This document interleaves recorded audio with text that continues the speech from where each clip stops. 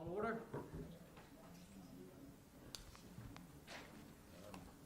Pledge allegiance?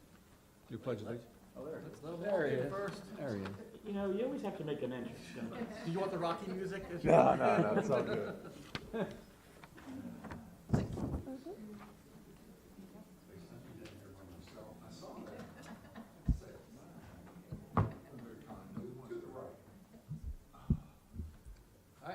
All right, I guess we called the meeting to order. You want to do the Pledge of Allegiance, Commissioners? All right. Good to see you. I pledge allegiance to the flag of the United States of America and to the republic for which it stands, one nation, under God, indivisible, with liberty and justice for all. All right, welcome everybody. This is our budget FY26 budget informational meeting. County Commissioners are all here tonight to receive public input and public comment. Does it sound okay back there, guys? Okay, good. So let me just introduce your County Commissioners. Our County Commissioners, we have Commissioner Jack Wilson. To his right, we have Commissioner Philip Dumanel. To his right, we have Commissioner Chris Corcorino. To his right, we have Commissioner Jim Moran. And all the way at the end of the table, we have Commissioner Patrick McLaughlin. So they're all here tonight. We have three informational sessions for our proposed FY26 budget. This is the first of three hearings and, meetings. And we'll have a short presentation followed by receipt of public input and public comment. So Commissioners, do you want to sit up here or sit up in the audience, or your choice? We have handouts. I also mentioned we have a very nice budget handout today that has a lot of additional details about our FY26 budget. And please get one if you haven't picked one of those up. We have a lot of graphic information, statistics for your consideration and review of the proposed County Commissioner's budget. All right, so we'll get to it. Good. I'm Todd Mon, the County Administrator, and I will say this is a culmination of many months of very hard work by all of our county departments, our local agencies that the County Commissioners support with funding each year. I'm very pleased to present tonight a balanced operations budget for the next fiscal year without any tax increases or decreases in levels of service. The presentation I have tonight for everybody will provide a nice high-level summary of our proposed FY26 budget, along with proposed capital plan for next year. Anyone interested in going a little bit deeper into the budget, we have a link I'll be sharing at the end of the presentation that you can find all of the information and reports about our FY26 budget, as well as prior year information for your review and consideration later. Again, following the presentation, the Commissioners will be receiving public input and public comment. So, budget highlights on our revenue side. Here we have our revenue budget projections for next year. Our county is fortunate to still have very strong property and income tax revenue, and we are expecting 12.7% and 4.1% respectively increases in those two streams of revenue. We have had a few property tax assessment cycles now with an average increase above 15%. The good news for our citizens that our homestead tax cap credits increases for principal homeowners at 5% each year respectively. Our overall revenue projection is $209.1 million, which represents an 8.8% increase over the current year's budget, which is again driven primarily by strong property tax assessment growth. The Finance and Planning and Zoning offices are also implementing this year a new short-term rental tax and permit management system, and we hope to capture an additional $150,000 in accommodation taxes this coming year. And finally, as you can see on the bottom, property and income taxes do make up the lion's share of our revenue at 85%. Okay, some budget highlights on the expenditure side. Let me put this over here. Our spending highlights include an additional $8.3 million for the Board of Education, which is $7.6 million above the maintenance of effort, and $644,000 due to state cost shifts for the local pickup of teacher pensions this next year. In addition to that, due to the state budget shortfalls, the state has passed down several other expenses to the counties. These include, as I mentioned, the $644,000 for the Board of Education teacher retirements, $215,000 to cover state assessment offices, which we now fund at 90%, and $47,000 of additional pension expenses for Chesapeake College retirements as well.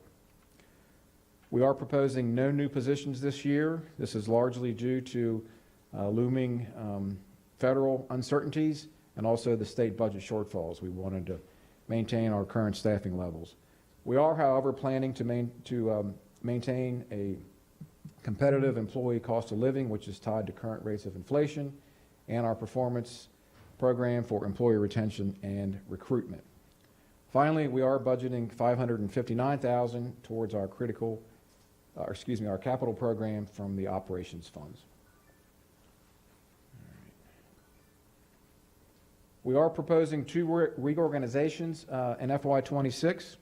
First, we're planning to merge the Animal Control Division from the Department of Emergency Services with the Animal Services Division at the Department of Public Works.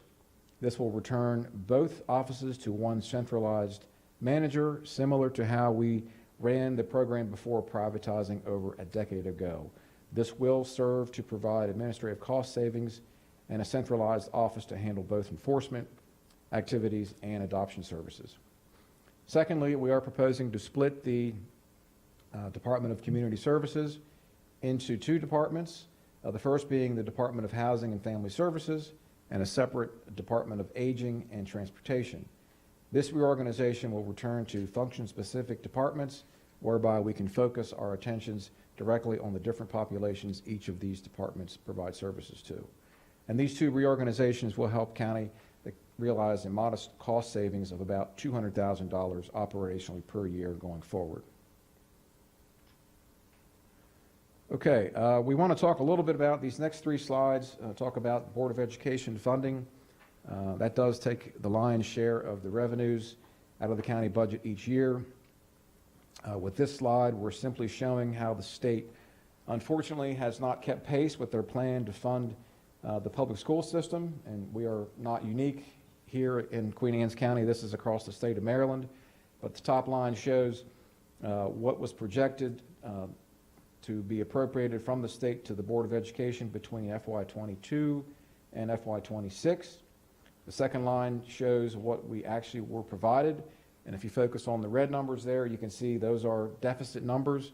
So over that time period, if you look at the yellow box in FY26, this year we are $2.2 million below what the planned funding was to be from the state, and over the past 5 years, we're over $9 million behind in our state funding.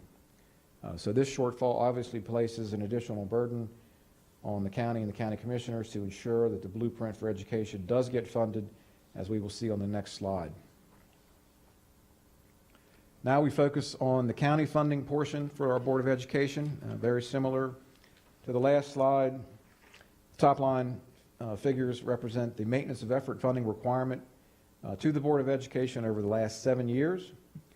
And the upcoming year, also highlighted in yellow again, over the last 7 years, the county has exceeded the maintenance of effort requirement 4 times, totaling $24 million. So I think this shows a clear statement that the commissioners do have dedicated their support to our public education system to pick up the state shortfalls. One final slide. This also is a statewide forecast. This slide shows the state forecast of what local appropriations should be between FY25 and FY34 to fund the blueprint. And again, as of today, Queen Anne's County is now contributing in FY26 what we were expected and forecasted to fund in somewhere around FY29 to FY30. And you can see the red box is Queen Anne's County there near the bottom. The star shows where we are at $82.7 million in funding, and what was forecasted originally for FY26 was $75.1 million. So we're well ahead of the schedule, 4 years ahead of the schedule to keep on pace with the funding for the blueprint. All right, so this next is our Next slide is our proposed revenues pie chart. Income and property tax make up 43% of the revenues for each share, so we're even on income and property tax. We have other local taxes at 7%, transfers, service charges, intergovernmental, and miscellaneous categories totaling another 7%. And we have some more details about the numeric values of our revenue streams on this slide. So for taxes, we show continued growth in property and income, both right around 8%, leading off. Reduction in cannabis sales tax has to do with the state requiring a majority of the proceeds to go into a special revenue fund for allocation to community development organizations, so you see a decrease in the cannabis sales tax. Franchise fees are also down due to cable television subscriptions declining slightly each year as a result of increased streaming services. We have an increase in recordation and transfer sales tax based on strong home sale forecasts going forward. And interest income is up due to continued high interest rates based on the federal rates and the expectation that those rates will be relatively steady over the next 6 to 12 months. All in all, at the bottom, you'll see we have a 8.8% increase over the FY25 funding levels. Now on the expense side, similar pie chart.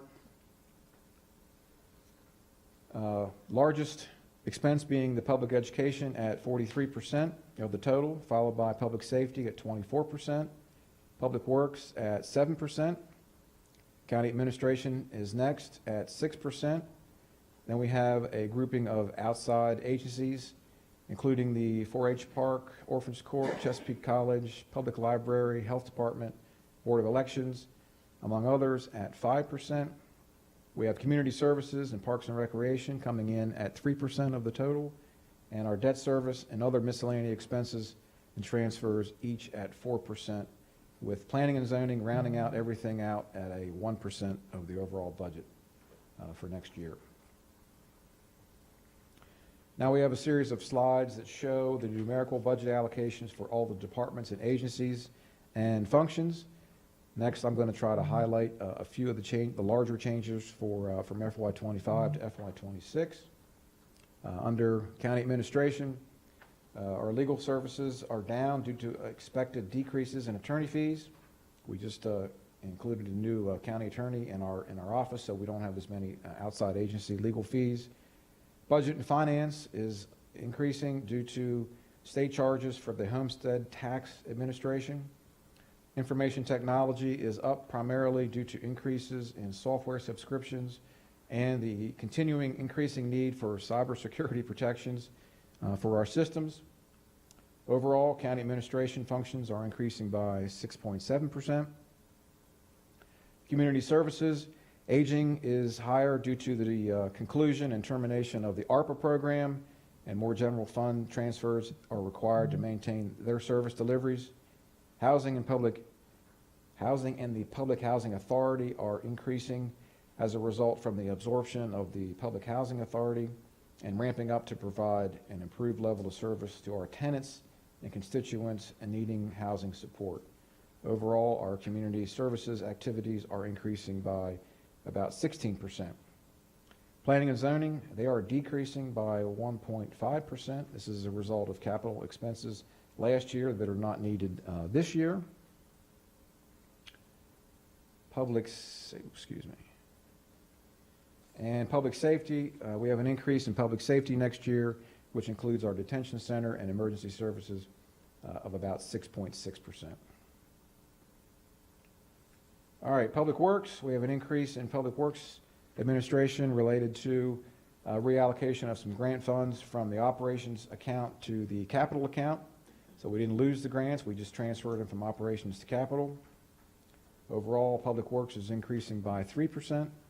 Parks and Recreation, we have some decreases in recreation, airport, and golf courses that are related to alignment of budgeted funds with historic actuals, but they are increasing by a modest 2.6% overall. And then finally, the overall general county government functions have a total budgeted increase next year of 5.7%. Okay, our other agencies, first off is the Board of Education.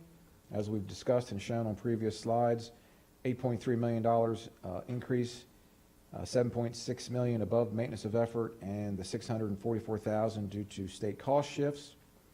And so that yields an increase in overall expenses for the Board of Education of 11%. Other agencies increases, we have the Sheriff Office increases related to realignment of budget to historic actuals to cover resource officers and additional court functions. So the overall increases to outside agencies at 7.3%. Oops, wrong way. Our debt categories up by 4.7%, which is due to a new interest payment that will be due next year for a bond sale that we are proposing to do this fall for capital projects. And intergovernmental is up mostly due to the addition of the $214,000 of another state pass-down expense to fully cover the expense for the state assessment office.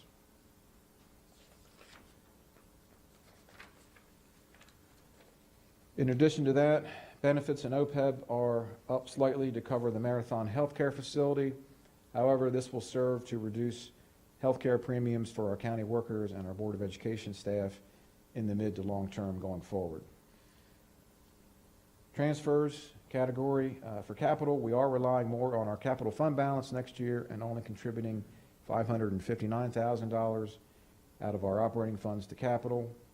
And other transfers do include the micro ag grant and other minor transfers for the EDIF program. So the total expenditures overall are also up by 8.8%, matching the proposed budgeted revenues.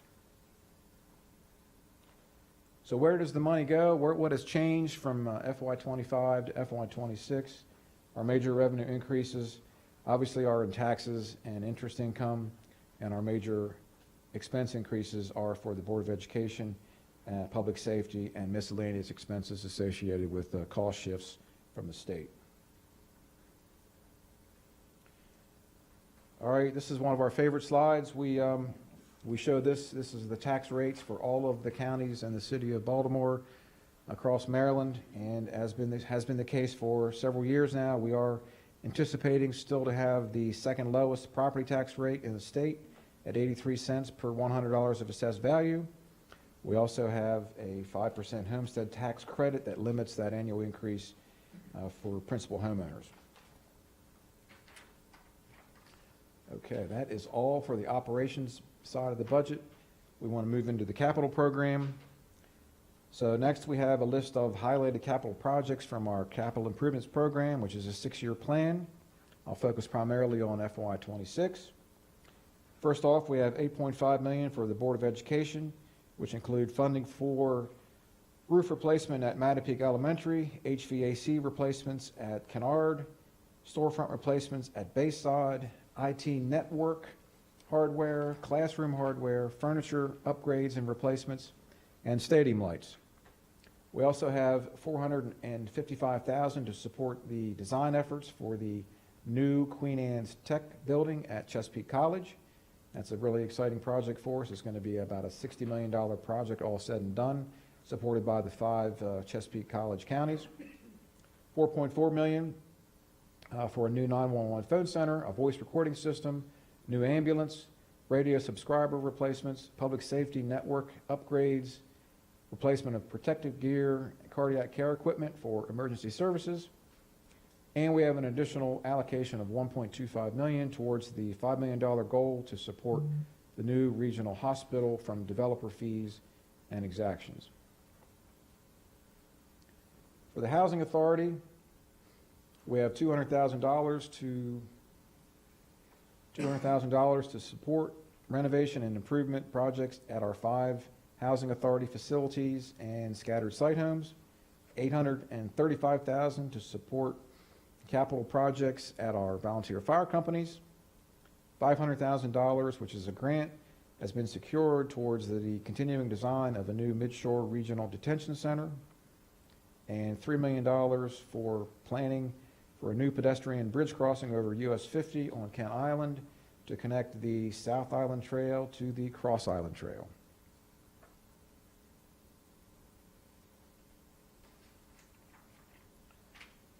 Okay, for parks, we have $3.4 million for parks projects, including continuation of the South Island Trail development, Mowbray Park playground equipment replacement, various capital equipment, athletic field work, and pedestrian bridge maintenance.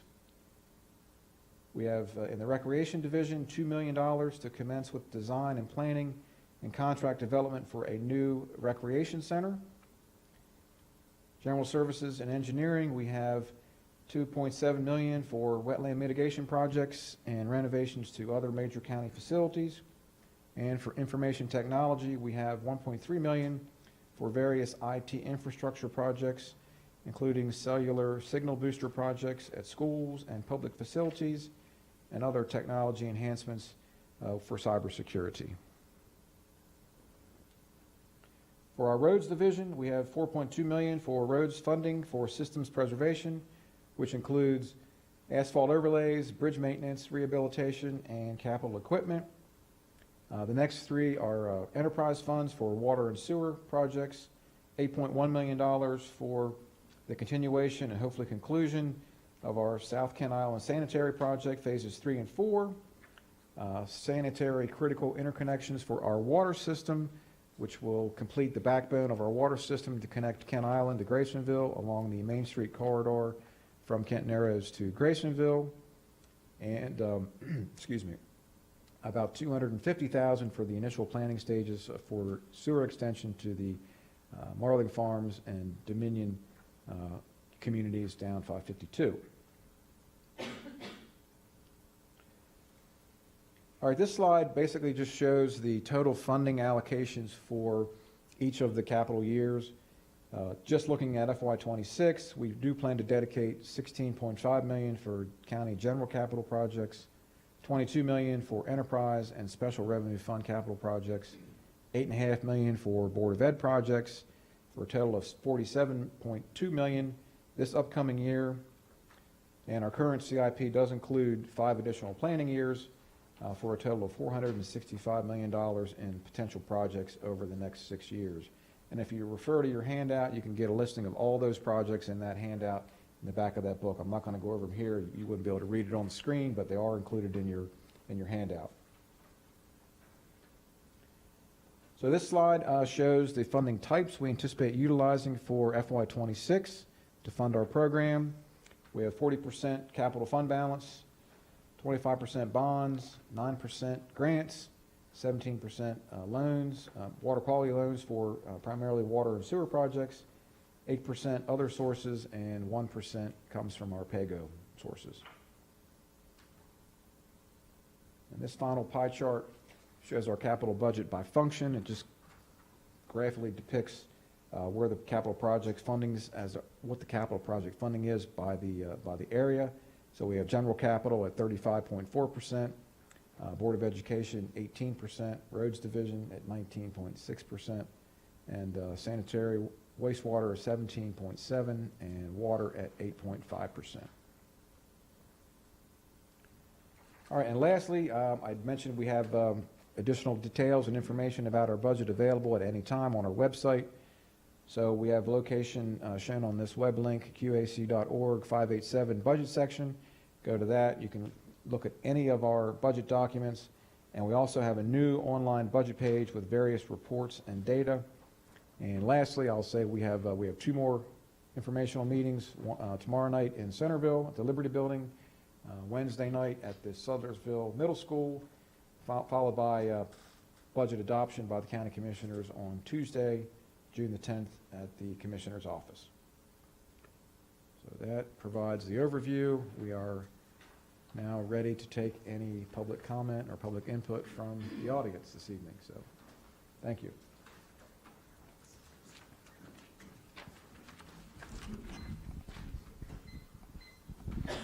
Okay, first up is Dr. Salins.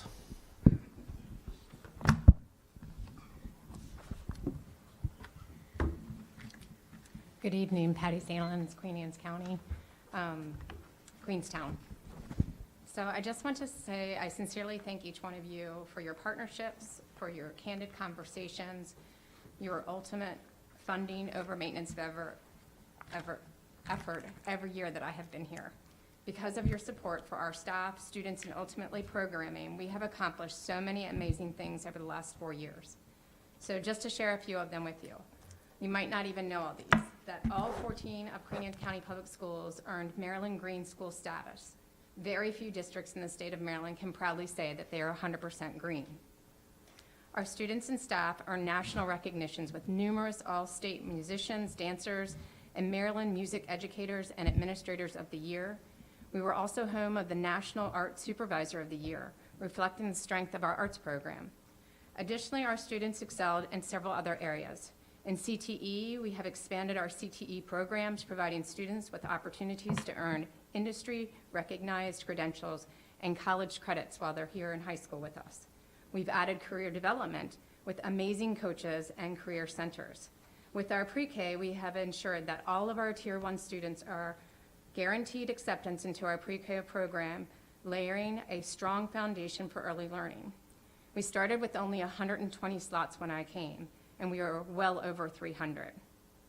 Year over year, Queen Anne County Public School seniors have earned the Maryland Seal of Biliteracy, recognizing their proficiency in multiple languages. Our students have consistently earned national medals, showcasing their creative talents on a national stage through our outstanding fine arts and English language arts programs. We have 2 purple schools out of only 8 in the state of Maryland. We added 2 blue ribbon schools recently, and various of our sports teams who have won states. As a matter of fact, Cat Island High School lacrosse players may steal a good win tomorrow night, so go Bucks.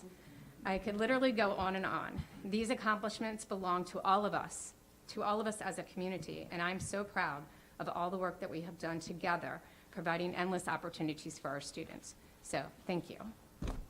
Thank you. Dr. Salins, thank you for your 4 years here. I think people forget how the county was and what the system of education was 4 years ago. Kids were not in school. There was a lot of infighting going on with teachers and parents and everything. It was chaos, and the home office had nobody working there at the Board of Ed. And so we've really come quite a long way. So thank you for all you've done for the county for the last 4 years.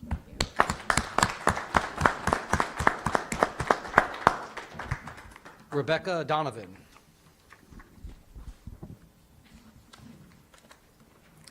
Good evening, and thank you for giving me the opportunity to speak today. My name is Rebecca Donovan, and I'm a resident here on Cat Island.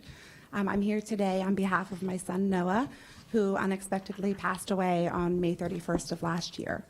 Noah was born with a brain condition, and as a result, he struggled with balance and coordination. Despite that, he was full of joy and curiosity and loved to explore the playgrounds. And unfortunately, because of his balance and coordination, they were quite difficult for him to navigate. So we spent a great deal of time while he was alive, park hopping is what I always called it, in search of that perfect unicorn playground. We unfortunately never found it, even though we trespassed in a lot of neighborhoods on the island and all over Queen Anne's County that we didn't belong in. We did not find that perfect playground. And so when he passed away, my husband and I decided that we wanted to create one. And thinking of what that playground looked like, we realized that despite him being 1 month away from his 3rd birthday when he passed away, what he needed for his needs would have been a playground aged much younger. Typical outdoor structures right now are for 2 years to 6 years or 6 years to 12 years. While they do make equipment for younger ages, 6 months to 2 years, you don't really see that anywhere. And again, I've looked all over, and it doesn't really exist very often. And we recognize that not only would that have been a perfect playground for him, but also for the younger members of our community who do not have a playground that they can safely navigate. As a 1-year-old who is newly walking, there's not something that they can really explore safely at a crucial time in their development when that's so important to do. And so we had a great opportunity actually through Jim Moran to be linked with Director Chanley to kind of discuss what it might look like to renovate an existing playground. And Mowbray Park was one that we spent a lot of time talking about. And together we shared our visions, and we created something that would have not only included things to just make the playground all-inclusive for other members of the community, for children in wheelchairs to have adaptive equipment, to have nonverbal communication boards, to have things that so many people that are underserved right now in our community would be able to enjoy, but also included a separate fenced-in area that would have been perfect not just for Noah, but for these younger children. And I did learn in March that it sounds like those plans were denied or cut, although I did see in the highlights something about playground equipment for Mowbray. So we'll come back to that. It's that. Oh my gosh, okay, hold on. We'll come back to that. But my husband and I are committed to seeing this playground happen. We've created a foundation, Noah's Perfect Playground. We're a component of Chesapeake Charities, and we're already fundraising, and we're excited to reach out and get grants and get corporate sponsorships and community donations to help partner with you. We don't want to just ask you guys for money to build this playground. We want to be a part of it. We're committed to being a part of it for not just Noah, but for all of the kids in the community. I think I have one more thing. Oh, is my time up? Keep going. Okay. Thank you. No, I think that pretty much hit it all. I guess my last questions would just be, what would it take to revisit the decision? Although it sounds like perhaps that has been revisited a little bit. What would be the appeal process or timeline to reintroduce a revised proposal? And are there any thresholds or limitations that we would need to be aware of to make this a viable project for you guys in your eyes? I think this playground can not only honor a life lost, but can also enrich so many other lives. So I would definitely appreciate the reconsideration. And it sounds like, is there? Absolutely. The project was originally cut, but we pinned County Administrator Todd Mon down on the ground and told him flat out, we got to have this, and he said, okay. So it is back on. Oh my gosh. So the funding so is there great. for it. So Okay. we'll get you together with Director Steve Chanley, and, Yeah. and I understand that he's already aggressively looking at a new set of plans for that. And, Okay. and, Well, it's that's probably, fantastic. I would say it would be probably late fall, early spring before the new equipment gets installed. Yeah, but absolutely. Yes, Yeah. it's coming. What an So, exciting, I didn't know that. Well, thank you very much. Well, thank you for coming. Appreciate everything you're doing. Billy Faust.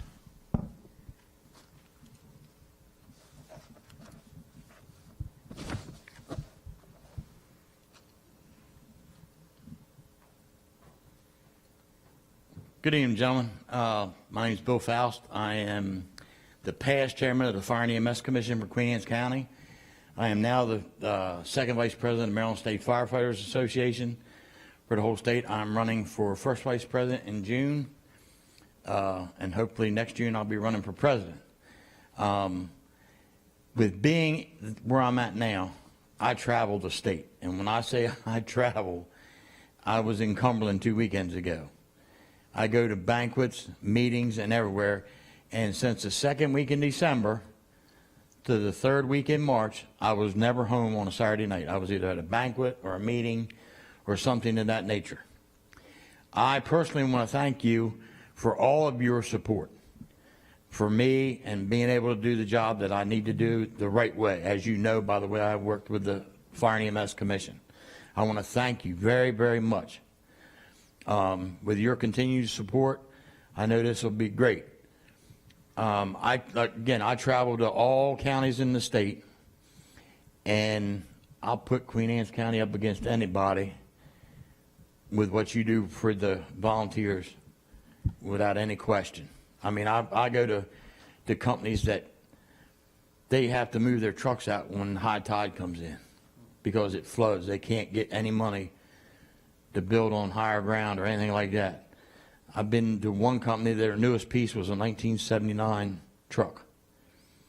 So you guys really have done an outstanding job for Queen Anne's County and the residents and everything else. I'm also proud of you for what you did for that young lady. Huh? We did.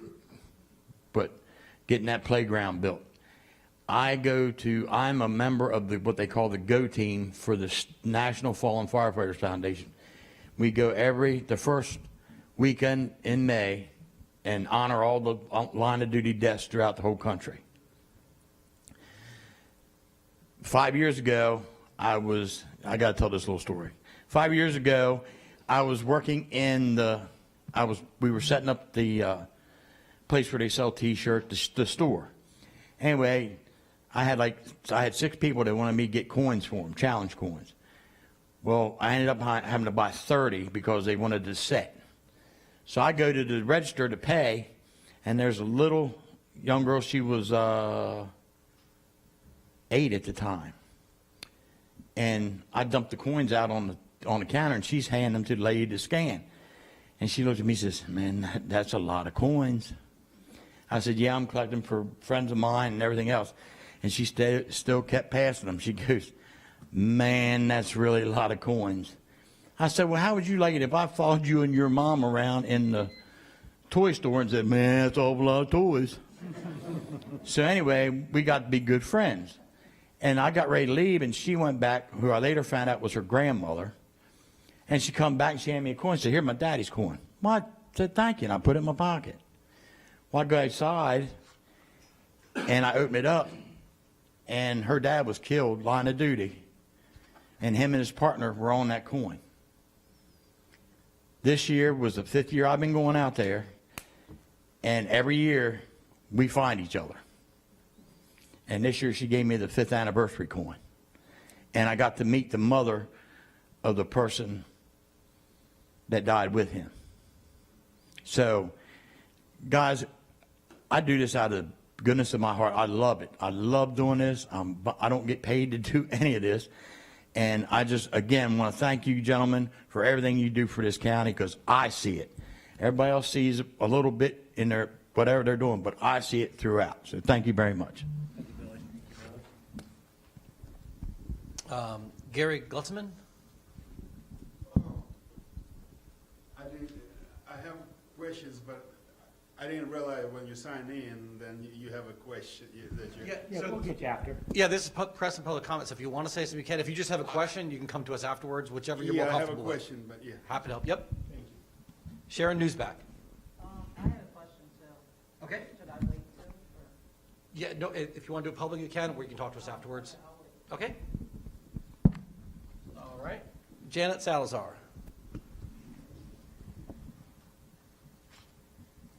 It's really hard to follow that story, so that was a really good story. I almost cried, so. I'm Janet Salazar. I am the director of the Queen Anne's County Public Library. Thank you for all of your support of the public library. I most specifically want to thank you for supporting the staff of the public library. Your commitment to the cost of living adjustments and the funding for our dedicated substitute hours will ensure that we can continue to provide consistent, high-quality service to our customers while offering competitive benefits to our staff. Our staff is the best staff in the entire state, and so I'm just really thankful that you all recognize the hard work that they do and are willing to support them. So thank you. Thank you. Raymond.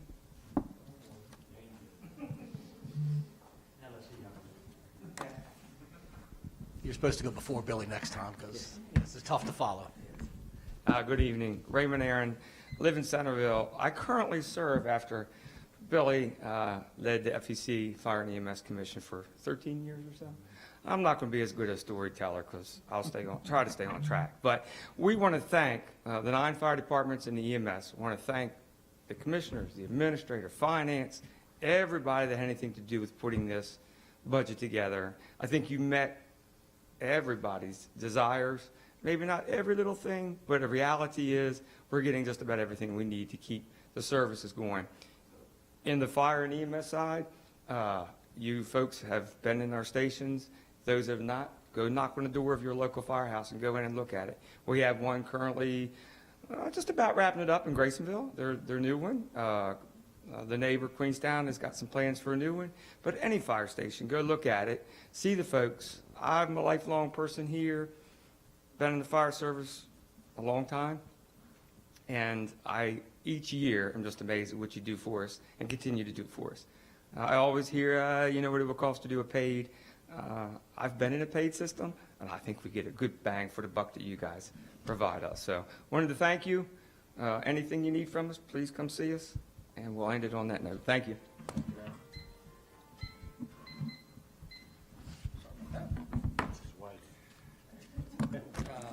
Sharon Hopkins. Hi, I'm Sharon Sinsky-Hopkins. I live in Stevensville. I'm on the Board of Trustees for the library, so I wanted to join with Janet to thank you all for supporting the library in this difficult budgeting time and giving us everything we need, you know, to move forward in this year, to stay strong and move forward. Janet talked about the investment in the staff, And one of the things that Janet and her staff have found a piece of software that's going to help the library be more efficient in terms of managing the meeting rooms, managing the programs, communicating with the community about those programs, and want to thank you for funding us to acquire that. So, thank you. Thank you. All right, that's everybody who's signed up. Anybody else want to speak?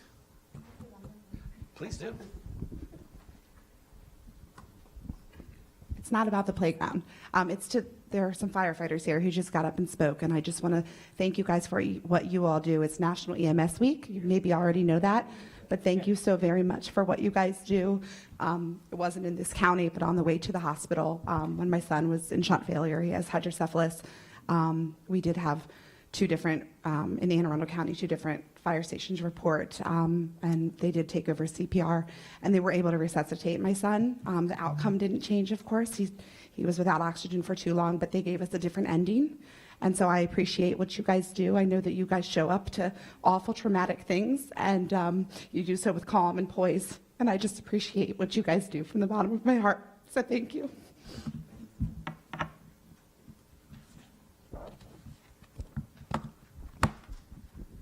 I usually don't tear up at these things, but you got me. Sorry. Anybody else like to speak? All right, well, with that, we'll adjourn. Any other comment? Oh, you want to speak? Oh. We have our own. We have our own. Go ahead. You want me to go first then? All right. So, yeah, thank you all for coming out. It's a much smaller crowd this year than last year. We had some different budget challenges last year, as many of you know.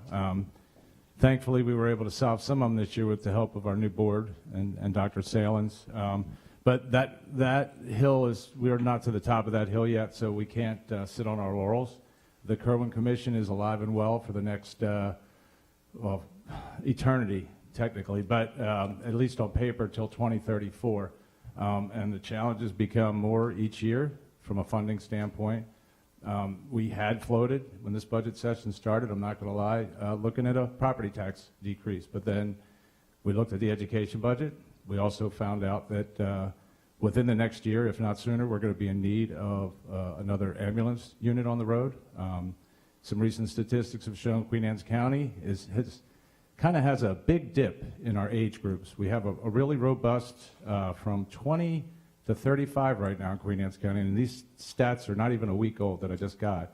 From 35 to 50, there's quite a sink. And then when you get above 50, we have another big spike. So obviously, over 50 years old requires more emergency services, and we're starting to see that in our call volumes and all. So it's probably something that we're going to have to take up as the year goes on, kind of an out-of-budget thing, but we'll be working on it, rest assured. I also wanted to thank our volunteers here. To put a number to it, as you just saw all those budget numbers before you and how tight and close those numbers are each year. Back in 2018, we did a study of, and this is pre-COVID, a study of what it would be to convert Queen Anne's County to a paid fire system.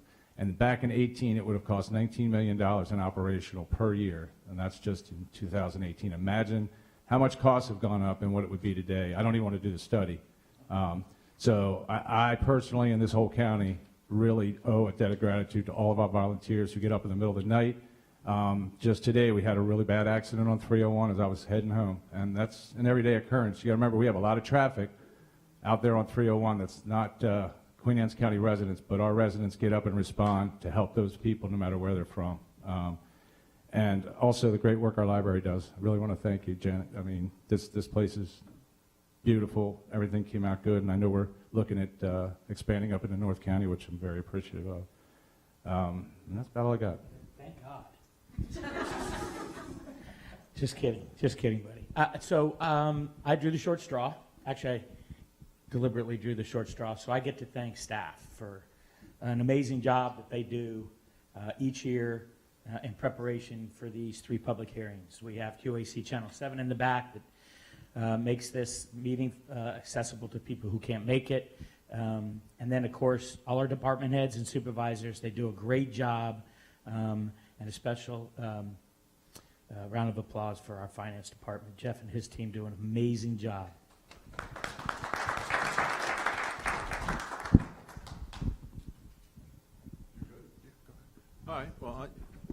will go. I've sat through 12 of these so far, budget hearings, and 12 years ago, things weren't as rosy as they are right now. I will say that we're blessed in Queen Anne's County. We really are. And that starts from leadership, County Administrator Todd Mon, but all of our department heads. I mean, we have so many people that have made this their life. I mean, honestly, you know, retiring from Queen Anne's County. And people don't understand how that makes things run so smooth. And I gotta say that it makes our job really, really easy. But I also want to say, Dr. Salins, you're 100% correct. I mean, the blue ribbons, I top that everywhere I go in the state. I mean, well, how many schools you got? Well, you know, 25% of ours are blue ribbon. What, what do you? So, anyways, I mean, and that shows. I mean, people want to move to Queen Anne's County. People want to live in Queen Anne's County, and we want to make it so that not only can they live here, but the quality of life. I mean, from our parks, playgrounds. We're right now in the midst of trying to find a location for a new rec center that we've never had, with 4 basketball, indoor basketball, pickleball, volleyball, you name it, can be used on it. And we're looking at connecting the Cross Island trails, finishing the South Island trails, and that's because these commissioners are committed to the quality of life. I mean, we fight on some things. When I say fight, not amongst ourselves, but cannabis and other things. But we enjoy the job. I think I can speak for all of us. We enjoy the job. We enjoy where we are now versus 12 years ago, and we look forward to many, many more years of success. So, thank you for coming out. Well said. I was letting the old guy go first, so. Motion to adjourn. Yeah. So I'm the new guy, so not only am I at the end of the table, I get the microphone last, which may not be a bad thing, right, County Administrator? It's hard to, there's nothing more that I can really say that these folks have said except thank you, Patty. I remember 5 years ago and 6 years ago, and it was a tough time in the county. And you were the right person at the right time with your staff and with the new teachers, and we just love our teachers. And Carrie, welcome. You're going to be a great addition on the Board of Education, and you'll let us know how we can help you out. Anyhow, thanks for coming, folks. We're really well represented with the volunteer fire department, and what a blessing to work with them, and we look forward to continuing our work. And thank you, Janet and Todd and Jeff. We're just very appreciative. What a great team we have. And I would have to say, and people do ask me this, what is the most interesting thing that that isn't what you thought it would be? And I would have to say how incredible our county government employees are. I just didn't know how hard they worked. I didn't know how dedicated they were. It's easy to throw bombs and criticize people until you get in and you start working with them, and then you say, man, these are really great people. And I just want to thank my counterparts for just welcoming me in and just being a great bunch of guys to work with, and we look forward to doing some of these capital projects and being fiscal and socially responsible for you. Thank you, folks, for coming out.